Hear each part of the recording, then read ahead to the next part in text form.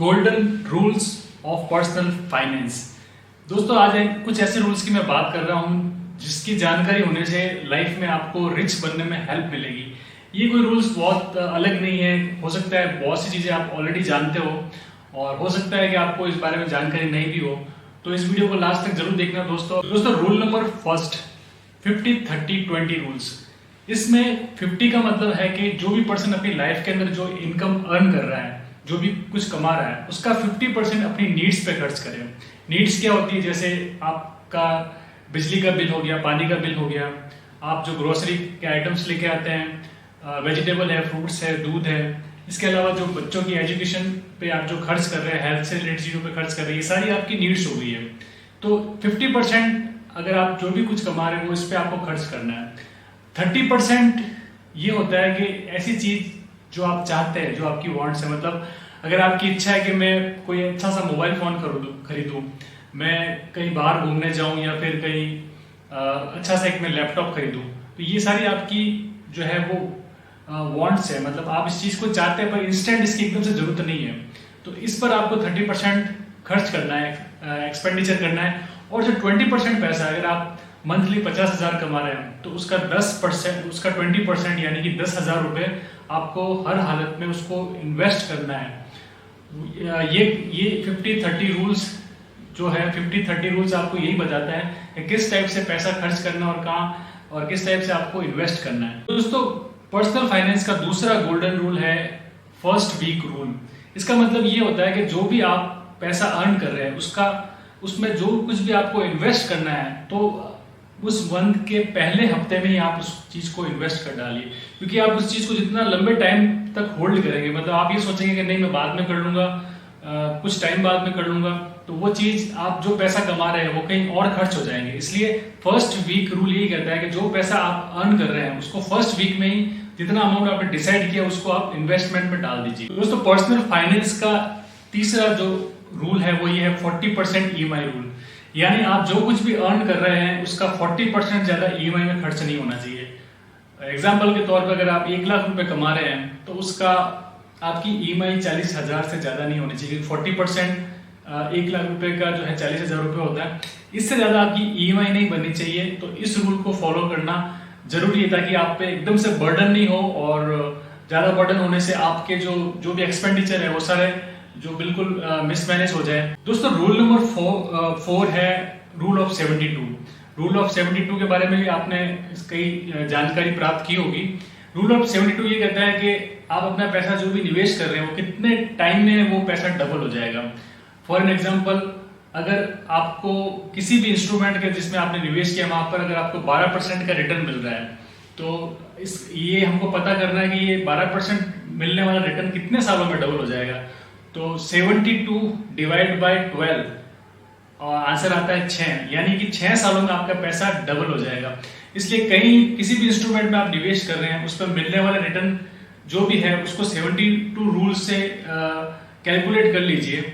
और अगर वो 8-9 साल से ज्यादा, स्पेशली 8 साल से ज्यादा अगर कोई पैसा डबल हो रहा है तो वो अच्छा निवेश नहीं माना जाता है। इसलिए कोशिश करनी कि आपका पैसा 8 साल से पहले ही डबल हो जाए। इक्विटी में तो पैसा बहुत जल्दी डबल हो जाता है, और किसी दूसरे सेगमेंट में हम जाते हैं, FD में जा रहे हैं या कोई RD में जा रहे हैं, तो वहां पैसा डबल होने में टाइम लगता है। रियल एस्टेट में भी पैसा जो है जल्दी डबल होता है। तो रूल ऑफ 72 हमको ये दिखाता है कि आपका पैसा कब कितने समय में डबल हो जाएगा। दोस्तों रूल नंबर 5 पर्सनल फाइनेंस का है 100 माइनस एज रूल। इसका मतलब ये होता है कि आपकी एज जो भी है, अगर आपकी एज 30 है तो 100 माइनस 30 इक्वल टू आता है 70। इसका मतलब ये है कि दोस्तों 70% जो आपको अपना पैसा है वो इक्विटी में निवेश करना है, थोड़ा सा रिस्की जगह पर डालना है, बिल्कुल सेफ मोड में नहीं रहना है। सेफ मोड में रहने से आपकी फ्यूचर ग्रोथ कुछ नहीं होगी। इसलिए अगर आपकी 30 साल की एज है तो 70% तो आपको इक्विटी ओरिएंटेड इंस्ट्रूमेंट में पैसा डालना, और 30% जो सेफ साइड में जहाँ पे आपको लगता है कि डेप इंस्ट्रूमेंट है, डेप फंड के अंदर आप पैसा डाल रहे हो, बैंक के अंदर आप निवेश कर रहे हो है, तो वो चीज हो सकती है। जैसे जैसे आपकी एज बढ़ती है, अगर सेम इसका उल्टा हो, अगर किसी पर्सन की एज 70 हो तो 100 माइनस 70 इसका आंसर आता है 30। इसका मतलब है इसको सिर्फ 30% रिस्क लेनी है, 70% जो पैसा है अपना सेफ रखना है, क्योंकि जैसे जैसे एज बढ़ती है उन पर्सन को अपने एकदम से इंस्टेंट रिक्वायरमेंट हो सकती है। उस वक्त उनको ये दिमाग में नहीं होता कि मुझे ज़्यादा रिटर्न मिले, क्योंकि अब जैसे जैसे एज ज़्यादा हो गई है तो ज़्यादा समय उसको वो वेट नहीं कर सकता, उसको इंस्टेंट चीज़ चाहिए होती है। तो दोस्तों पर्सनल फाइनेंस का रूल नंबर 6 है 6x इमरजेंसी फंड। इसका मतलब ये है कि आपकी जितनी भी ज़रूरतें हैं लाइफ में, ये सारी चीज़ें तो हो गई, लेकिन आपको इमरजेंसी फंड हमेशा रखना चाहिए, क्योंकि कभी भी इसकी जरूरत हो सकती है। और वो कितना होना चाहिए, जो भी आपकी मंथली सैलरी है, अगर आपकी मंथली सैलरी 50,000 है तो उसका 6 टाइम वो 3 लाख रुपीज आपके पास में हमेशा हाई लिक्विडिटी के रूप में अवेलेबल रहना चाहिए, क्योंकि कभी भी आपकी एकदम से जरूरत हो सकती है। इसलिए इस रूल को फॉलो करना भी जरूरी है। दोस्तों रूल नंबर 7 जो बहुत इंपॉर्टेंट है आज की डेट में, 20x टर्म इंश्योरेंस।